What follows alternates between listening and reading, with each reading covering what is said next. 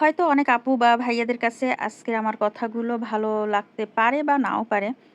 তবে আমি যে কাজগুলো করি সেটা হচ্ছে প্রতিদিন আমাদের আপুদের সংসারে অনেক টুকটাক কাজ থাকে।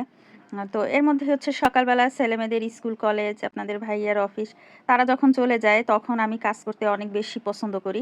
তো তারপরে একটা টাইম থাকে, ওই টাইমে আবার মেয়েকে গিয়ে নিয়ে আসতে হয় স্কুল থেকে। তারপরে যখন ওরা আবার বাসায় আসে, ছেলে কলেজ থেকে চলে আসে, মেয়েকে তো নিয়ে আসি, আপনাদের ভাইয়া চলে আসে।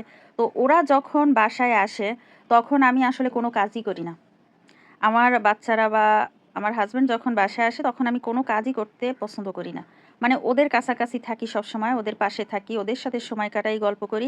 এটাই আমার কাছে অনেক বেশি ভালো লাগে। ওরা যতটুকু সময় বাসায় না থাকে তখনই আমি ঝটপট আমার কাজগুলো আমি শেষ করি। এবার আসি আসল কথায়। আমি কেন এমন এই কাজটা করি? এটার পিছনে কারণ হচ্ছে আমি এবং আমার হাসব্যান্ড। আমি যেমন বিয়ে হয়ে যাওয়ার পরে আমার বাবা-মা ভাইদের থেকে অনেক দূরে থাকি। ওরা চাইলেই আমাকে কাছে পায় না।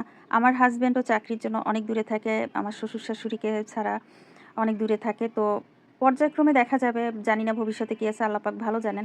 তবে আমরা যে পরিস্থিতির শিকার সেখান থেকেও কিন্তু অনেক শিক্ষা নিতে পারি যে এমনটা হতে পারে। তো আমি এইজন্য চাই যে ওরা এখনো ছোট আছে, যতটুকু সময় পারি ওদের সাথে সময় কাটাই।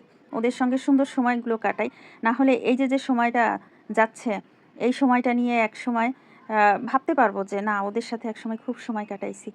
তখন এইগুলোই হবে আমার একসময় সুখের কারণ। এগুলো আমি ভাববো। কারণ ওরা যখন বড় হবে, ছেলে তার কাজে অনেক ব্যস্ত থাকবে। ওইভাবে ছেলে আমাকে সময় দিতে পারবে না বা আমি পারবো না। আমার মেয়ে, আল্লাহ যদি বাঁচায়, বিয়ে হয়ে গেলে শ্বশুরবাড়ি চলে যাবে। তখন আমি চাইলেও আমার মেয়েকে পাশে পাবো না। এইজন্য না আমি এই কাজগুলো করি যে আমি ওদেরকে সময় দেই, ওদের সাথে থাকি।